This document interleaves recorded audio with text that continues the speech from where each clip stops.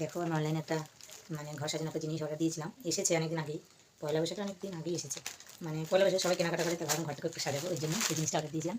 এখনও খুলি, পয়লা বৈশাখ অনেক আগেই এসেছে, আর আজকে তো 4 তারিখ হয়ে গেল। খুলিনি, কেন বলতে খুলিনি, তোমাদেরকে দেখাবো, ভিডিও করবো।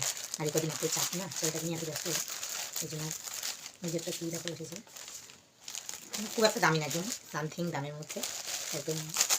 আমরা গরিব মানুষ, অত দামি জিনিস তারা ব্যবহার করতে পারি না, সাজাতেও পারি না, নিজেই সাজাতে পারি না, ঘর সাজাবো অত দামি জিনিস দিয়ে। দেখো সামথিং মধ্যে একটা জিনিস, আমার কাছে কাছে লাগে না, হাতেই কাজ হয়ে যায়। এই যে এই রাম কী এসেছে, হ্যাঁ হ্যাঁ এরকমই অর্ডার দিয়েছিলাম। এই যে দেখো এই দুটো, আর তো দেখছি পুরো ফাঁকাটা আমাদের কিছু নেই। অনলাইনে অবশ্য দেখাই এক আর না দেয় এক, কিন্তু এটা অনলাইনে আমি ওই মানে পেমেন্টটা অনলাইনে করেছি, তো ওই জন্য একটু কম দাম পড়েছে। এটার দাম ছিল মনে হয় 88 টাকা, তো অনলাইনে পেমেন্ট করাতে দেখলাম আরও 20 টাকার মতো কম পড়েছে। দেখো কেমন হয়েছে, অবশ্যই তোমরা কিন্তু জানিও কমেন্ট করে। আমার কাছে তো ভালো লেগেছে, একটু ঘরে কোথাও একটুখানি মানে একটা পজিশন থেকে একটুখানি সাজিয়ে রাখবো, খুব সুন্দর না গো। এরকম ছোটোখাটো জিনিসই আমার ভালো লাগে। পয়সা থাকলে তবে বড় জিনিসও কেনা যায়, আমাদের তো তেমন সামর্থ্য নেই, যেটুকুনি সামর্থ্য আছে সেটুকুনি দিয়ে সাজানোর চেষ্টা করি। তারপরে যদি তোমাদের আশীর্বাদে রাধারানী গুরুদেবের আশীর্বাদ যদি কখনো হয়, তখন আবার বলে দিয়ে সাজাবো। ঠিক আছে।